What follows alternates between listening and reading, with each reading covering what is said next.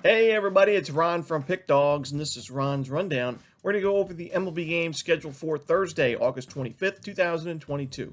Now, if you like what you see, make sure to give this video a big thumbs up and subscribe to our channel, and don't forget to put your baseball picks in the comment section below.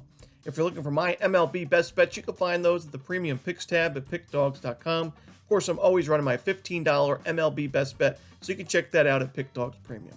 Alrighty, here we go. Here are the games for Thursday, August 25th.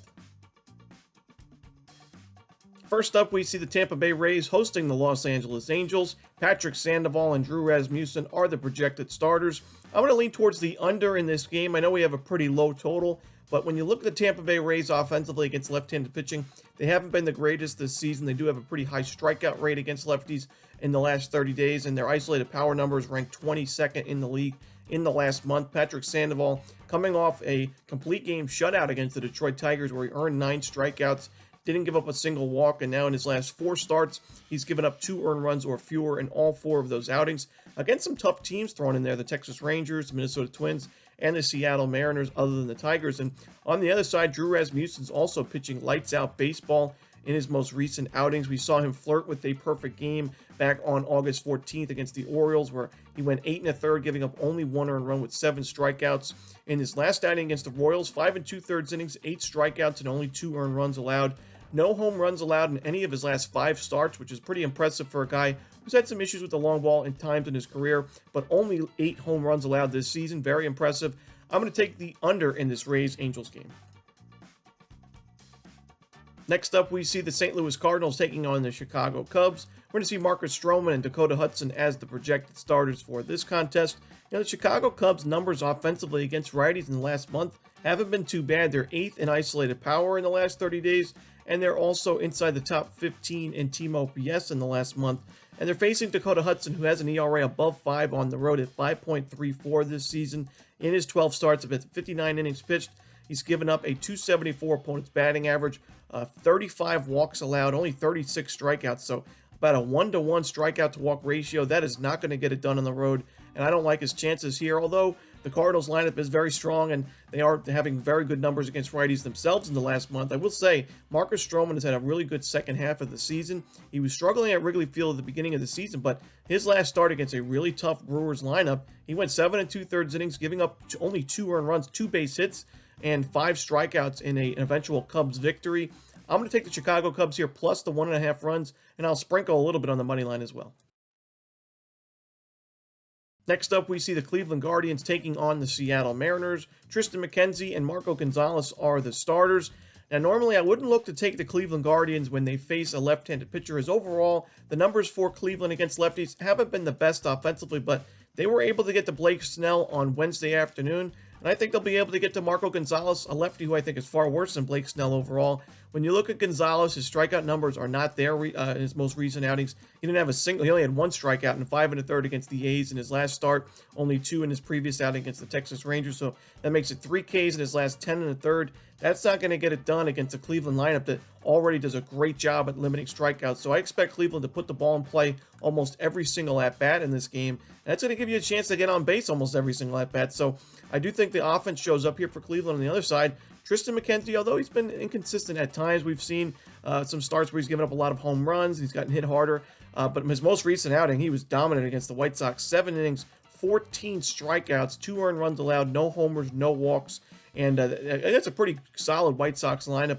The Seattle Mariners offensively, they've been a little bit unlucky when you look at their BABIP totals against righties, but still not really producing a lot right now. And I got to take the hotter team, in my opinion, the Cleveland Guardians. I'm going to take them on the money line at a pretty good price.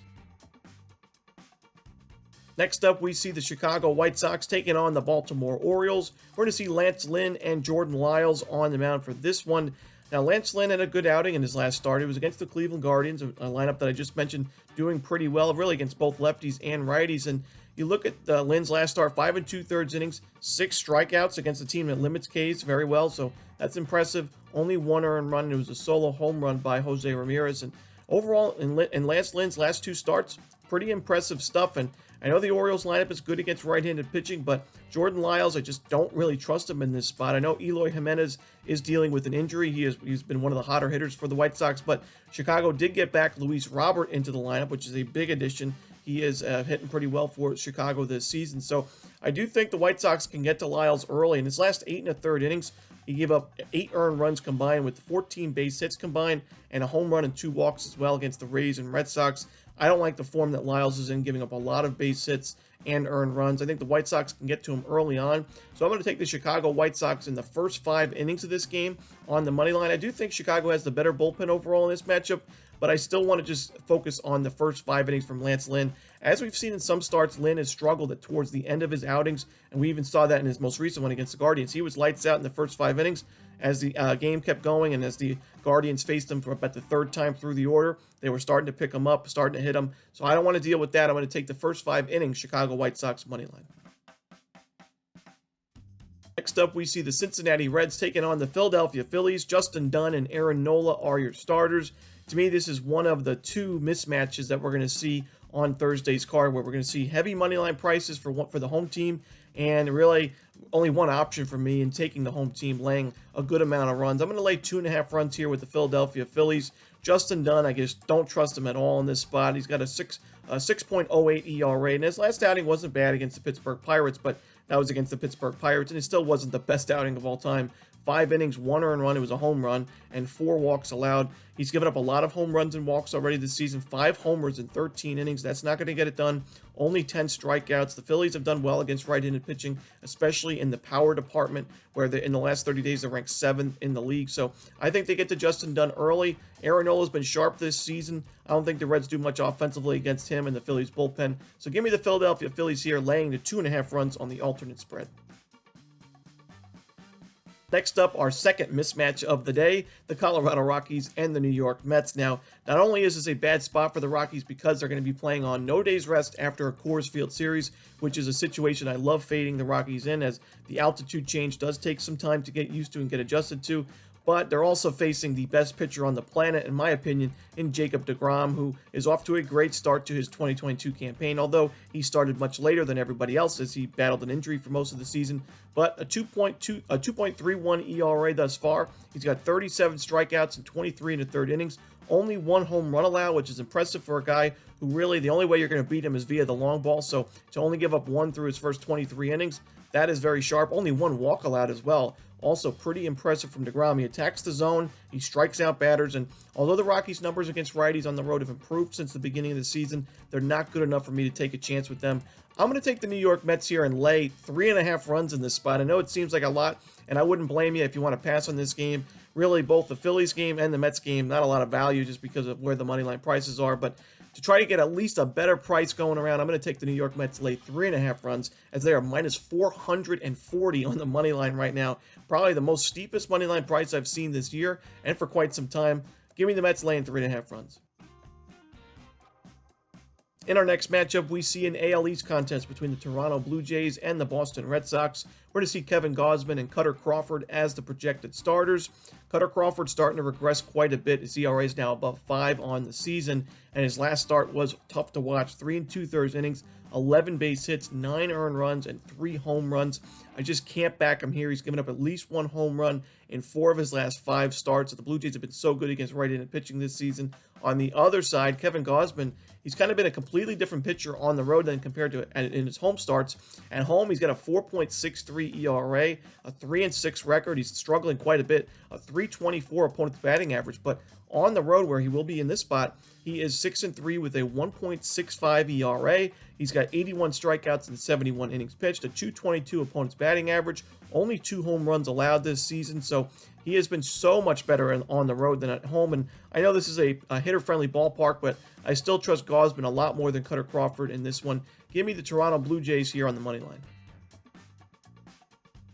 Next up, we see the Minnesota Twins taking on the Houston Astros. Chris Archer and Luis Garcia are the starters, and I know the Minnesota Twins have not really impressed a lot of people lately in their most recent games and series, and I know Chris Archer is not usually a starter that I look to back very often, but I will say I got to give him credit. He is pitching a lot better in his last 5 starts, and I would say his last 4 starts, and that was against the Tigers, Blue Jays, Angels, and Rangers. So some tough lineups sprinkled in there, some weaker lineups as well, but in his last 4 starts, he's striking out some batters.